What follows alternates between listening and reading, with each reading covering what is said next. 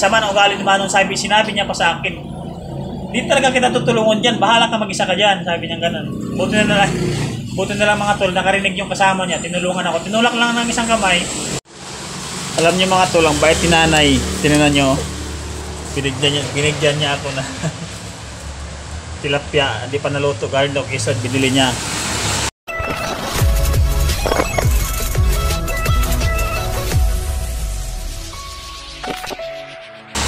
Alam niyo mga tol, yung nagbigay na isda na to kasi malis na siya, hindi ko na nabidyohan. Salamat naman ako sa kanya dalawang beses. Siya yung mga tol yung nagbigay ng ano nito na ang isa na to siya nagbigay, nanay. Binigay niya sa atin ito nung nakaraan. Yan, hindi ko nakuha ng video kasi malayo. Kinuha ko ng tricycle. Nag-tricycle ako nung kinuha ko yan, yung ano, yung misa na yan. Tapos ngayon, pumunta siya dito mga tol. Pabihira mga tol, ngayon ako nakatry ng ganito. Pupunta dito, tatawag, akala may bibili. Hindi pala bibili mga tol. Pumunta lang dito para magbigay ng biyaya sa atin. Oo mga tol. Ibigay si nanay ng, yung kapitbahay namin dyan sa loob na nangungupahan. Akala ko mga tol, yung isda na binigay niya is galing sa lugar nila na may palaisdaan o sariling harvest, hindi pala. Binili niya lang din sa Quezon, mura lang na doon.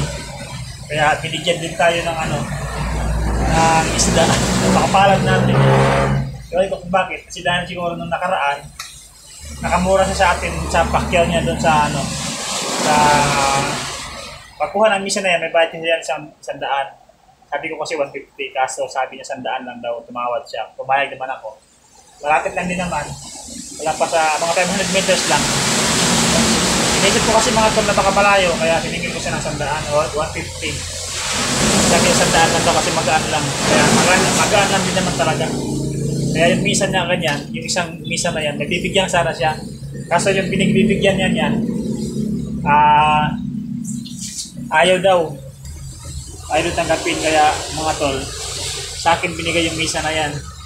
Kaya ngayon, binigyan tayo ng misa. Ay, binigyan tayo ng tilapia. Galing daw Quezon. Sariling namin.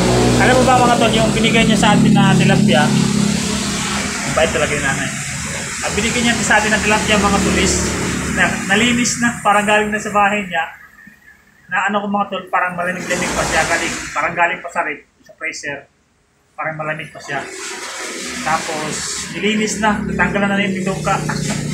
Wala na lang pirituhin, kaso may ulam pa ako dyan, baka bukas ko na yung maluto. O kaya lutuin ko mamaya, para hindi siya magtagal, kasi pag nalagay matagal niya sa rip, pag nalagay yan ng matagal sa rip, parang ninipis siya. Ikot. Kung sa Bisaya, patupos.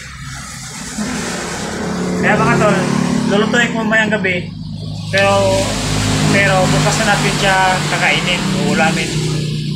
Yung mga tol, ito lang, nag-appreciate ko lang yung ano ni nanay.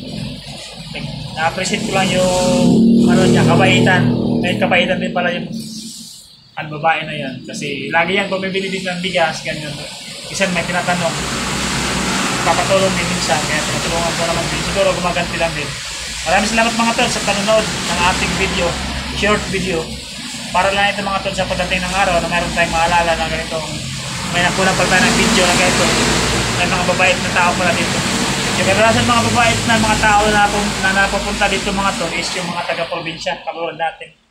Pero yung mga taga dito, hindi talaga sila masyadong babait.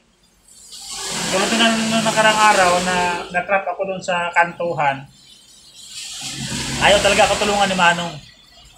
Mababangga ko na yung tindahan kasi naalanganin ako sa pagliko. Inaatras ko pahatak, inahatak ko paatras yung tricycle.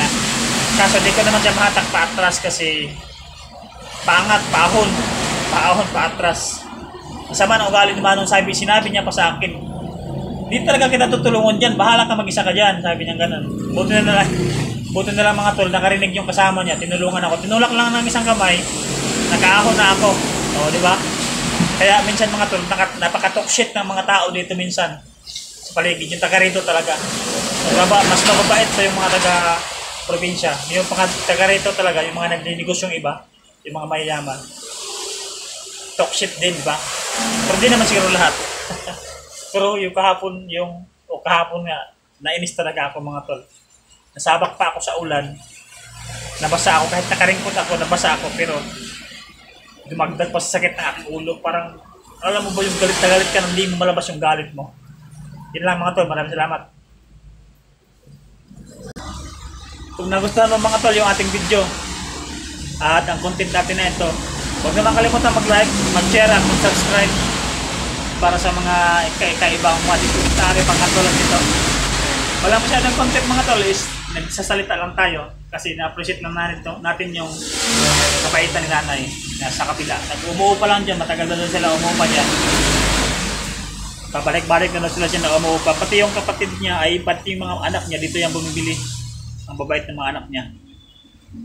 Salamat mga tol sa panonood. Huwag kalimutan mag-like, subscribe at hit yung notification bell para updated ka sa panibago nating upload na videos.